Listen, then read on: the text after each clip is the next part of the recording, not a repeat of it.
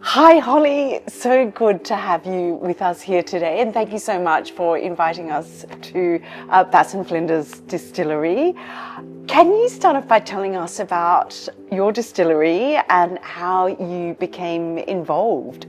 Yes, thank you Liz. So Bass and Flinders was founded 15 years ago now. My father was one of the founders, and the dream at the time of my dad's was to basically create something different on the Mornington Peninsula. So we're surrounded by vineyards, lots of amazing wineries down this way, but at that time there was no distilleries, and he saw the opportunity to add value to the local region in a different way and turn some local wine into a local spirit.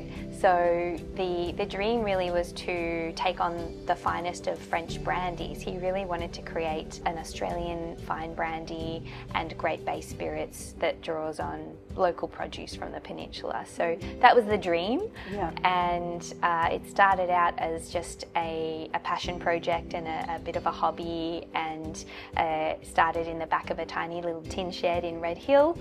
And over the years, the industry changed a lot in that time, and we came into a bit of a gin boom, I guess, in like 2015 onwards, and we just happened to already have gins on the market, and so we were kind of carried with that boom. And I stepped into taking over and running the business from my father in 2016, and at the time it was just my dad working full-time in the business, and we had a couple of part-time staff on the weekend, and then me.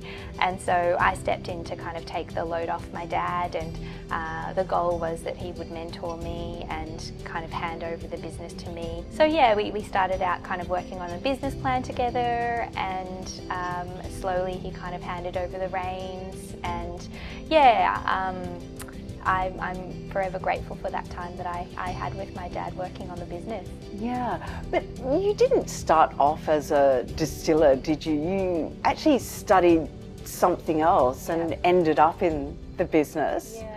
Yeah, that's right. So I came from a background of business and marketing, and it was interesting because I started out working for a big wine company in the marketing team, and people said to me, "Oh, you're following in your father's footsteps," because I had just started that job as he was starting out the distillery, and I said, "No, I'm creating my own path. This is my own path. It's got nothing to do with my dad."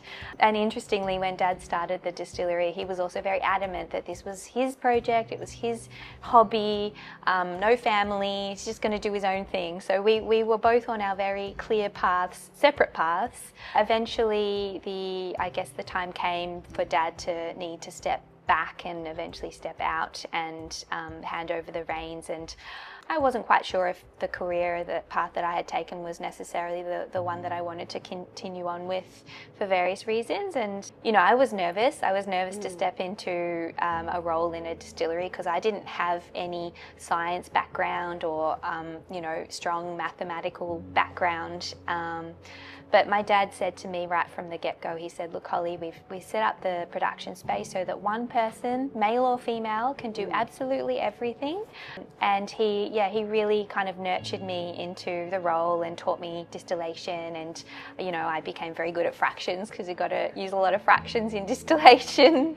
So yeah, I very much kind of stepped into the kind of science and mathematical realms of distillation, which I never would have seen my future looking like that if you'd asked me, you know, 10 years prior. So you took on the business from your dad, and it was his passion project, and you've grown it into what we see today.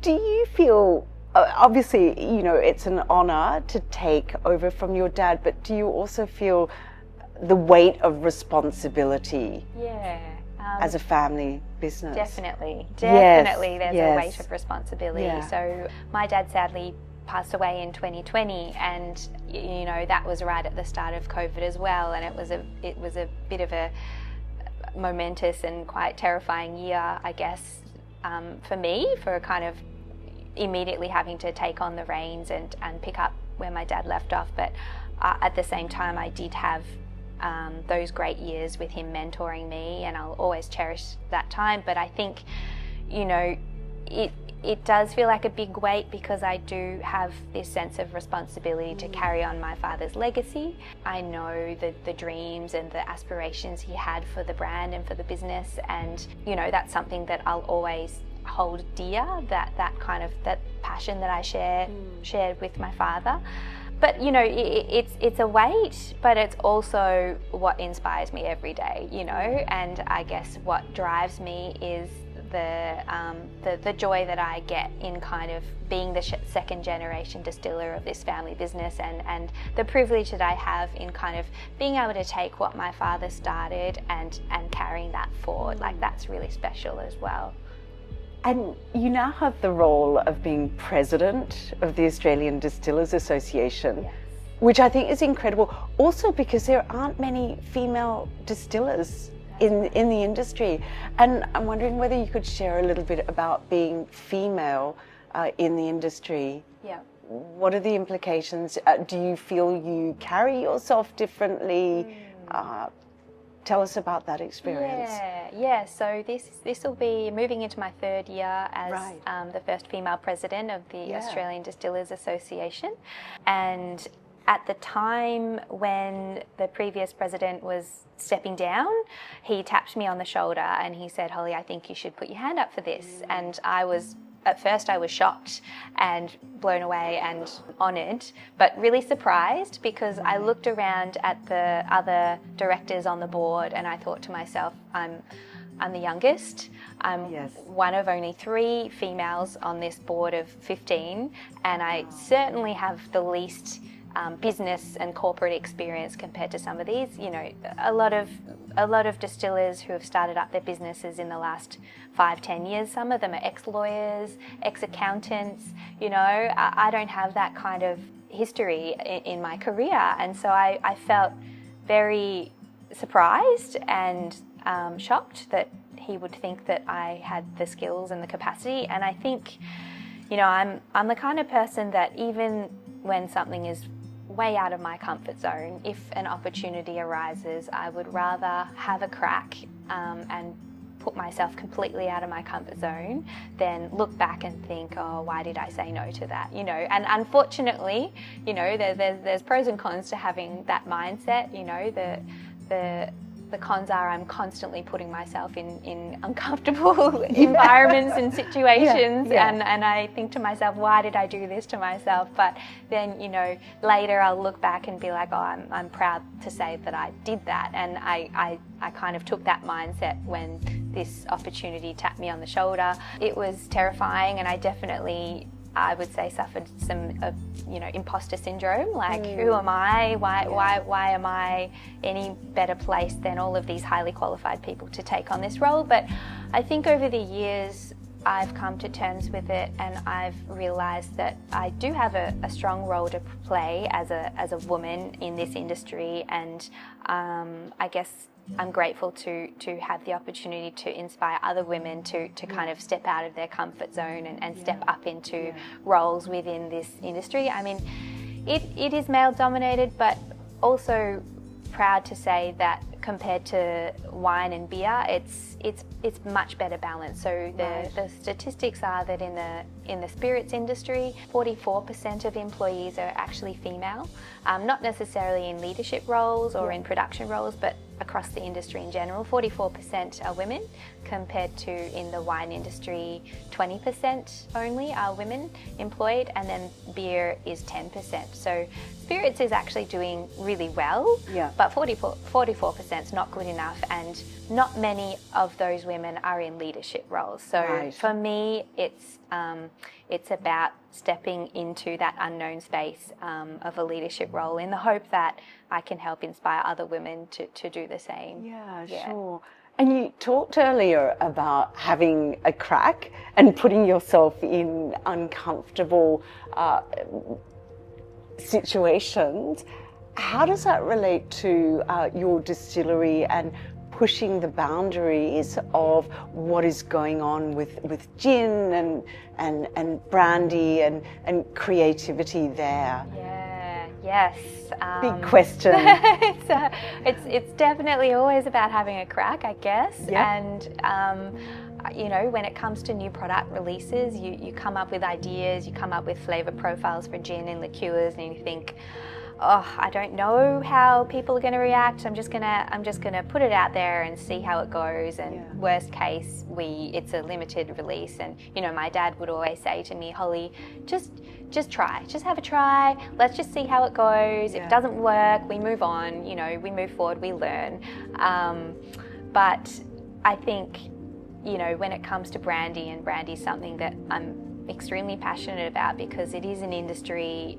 I think that it definitely had its heyday back in the 1960s, but then it kind of fell out of favour. Yeah. People started to prefer vodka, and these days gin and whiskey, and brandy tends to be that bottle at the back of the liquor cabinet gathering dust for most people that they pull out maybe for Christmas, for the Christmas brandy, the Christmas pudding. Yeah. So I think, you know, I'm very much trying to bring brandy back and just, you know, brandy can be an incredible product, and I think people historically have only experienced brandy when it's the cheap brandy that goes in the Christmas pudding, and I don't think people have had exposure to what truly Australian brandy can be. And so I guess we're on a bit of a path to kind of revive and reignite people's passion with brandy, but it's definitely a bit of a slow process.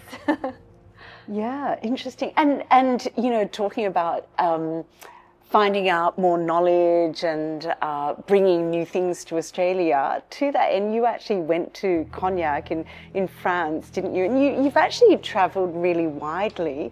I would love to get your thoughts on how important you think it is to understand other cultures and to work with people from other cultures. There's a lot of recent research that said if we talk about leadership, cultural intelligence, understanding people from other cultures is absolutely key. Definitely.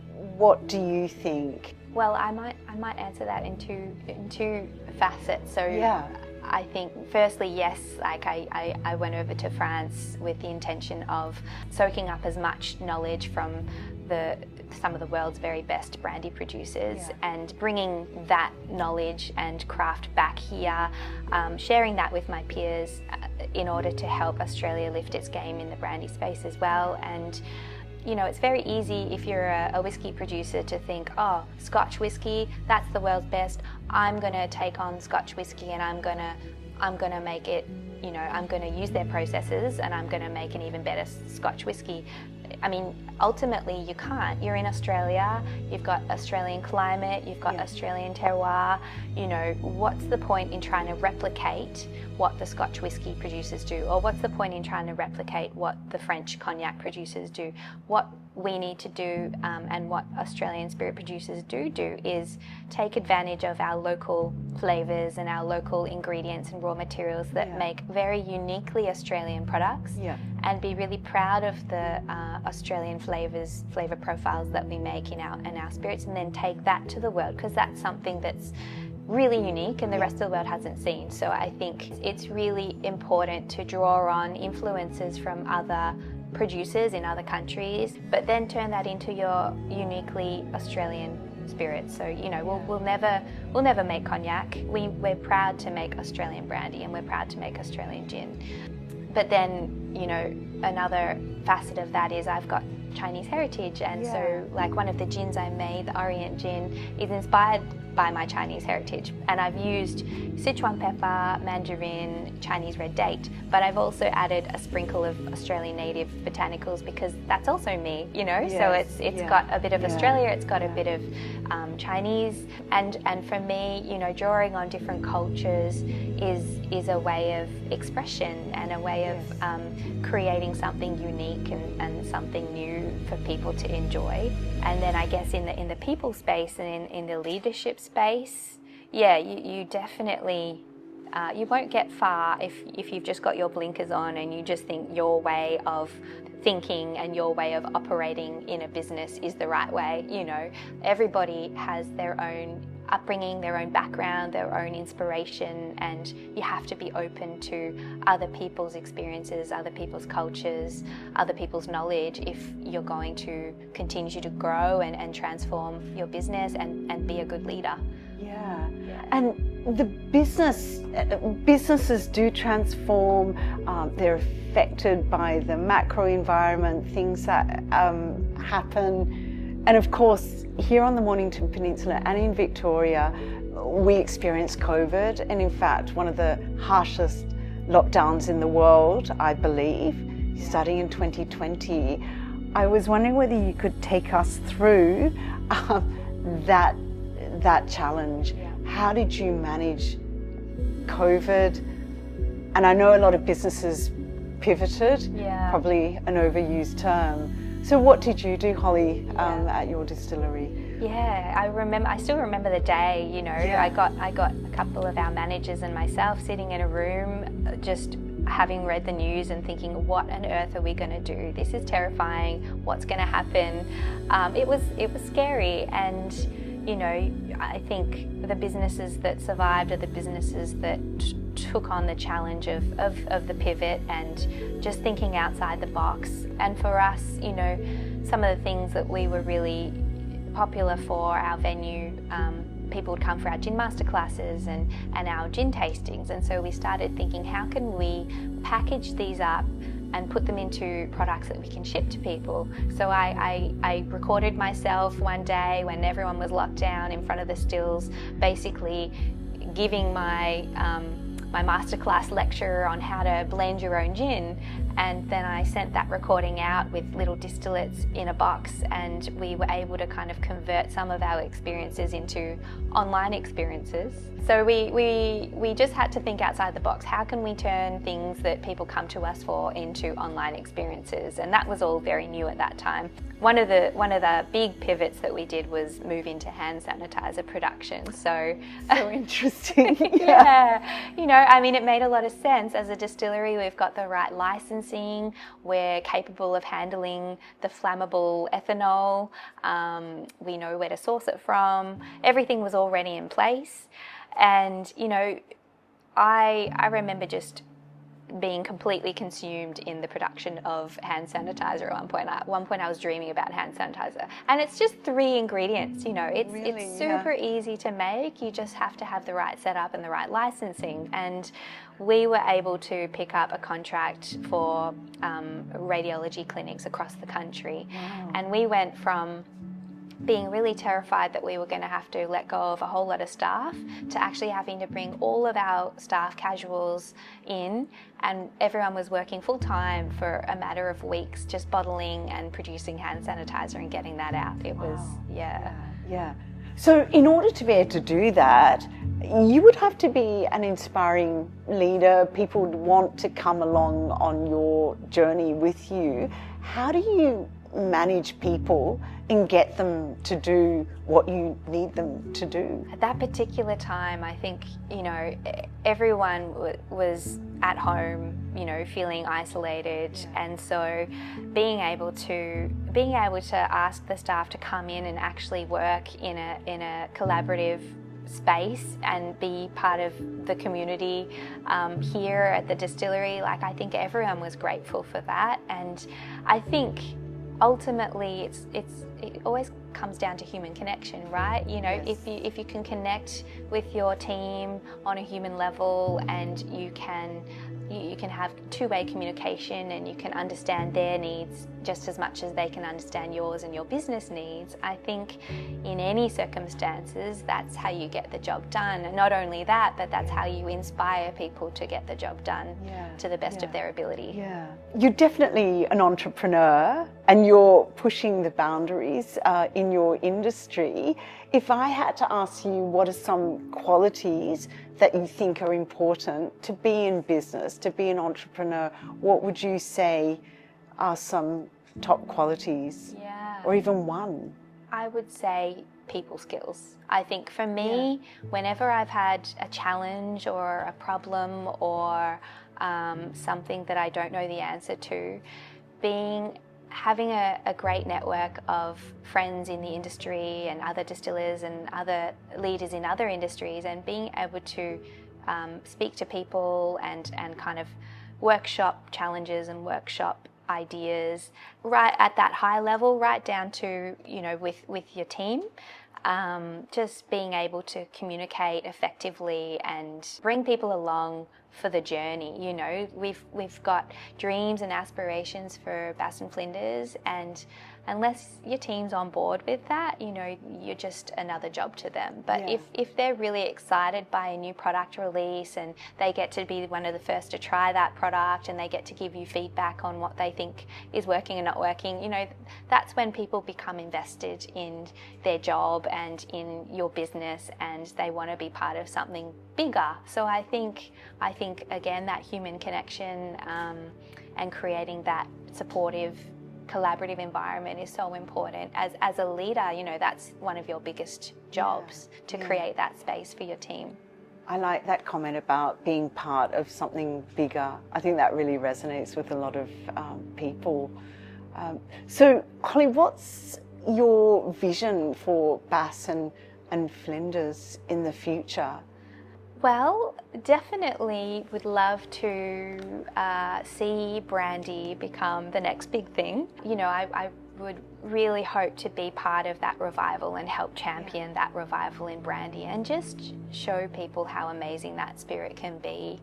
You know, something that we're really passionate about is our grape to glass methodology, which is kind of working with the source, working direct with the producers. And I think hopefully more and more people are interested not only in the product that they're drinking as an end product, but where that product came from, and kind of understanding a bit deeper the inspiration behind that product and the people behind that product. And I think, you know, we can always do better in that space of telling that story and just bring more Australian flavours into the fold. You know, there's tens of thousands of Australian native botanicals out there, and some of which people are really unfamiliar with, and being a channel for people to experience new Australian flavours that are uniquely from our own backyard, like, I think that's something really exciting to me as well.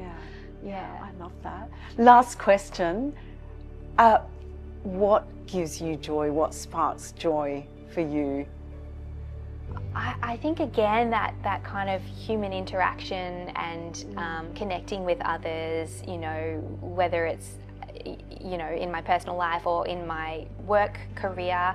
When I went to Cognac, you know, so grateful to have had that opportunity to go over there, but just to meet these down-to-earth French cognac producers who, even if there was some language barriers, just connecting with them because we both have a love of producing brandy, and like sharing that love and that passion with others across the world, you know, that kind of experience brings me joy. And I think where you find connection with others, and where you find similarities, and where you find shared experiences, you know, those are the moments I think that bring me a lot of joy in all facets of my life.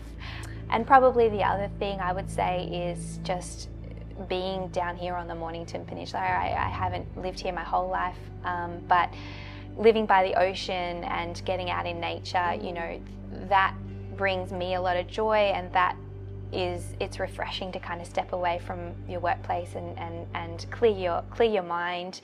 But that's also where I find a lot of my inspiration, because it's the flavours and the aromas of the surroundings here that inspire a lot of our products as well. Thank you so much for talking with us today, Holly. Really appreciate it. Thank you so much. Thank you.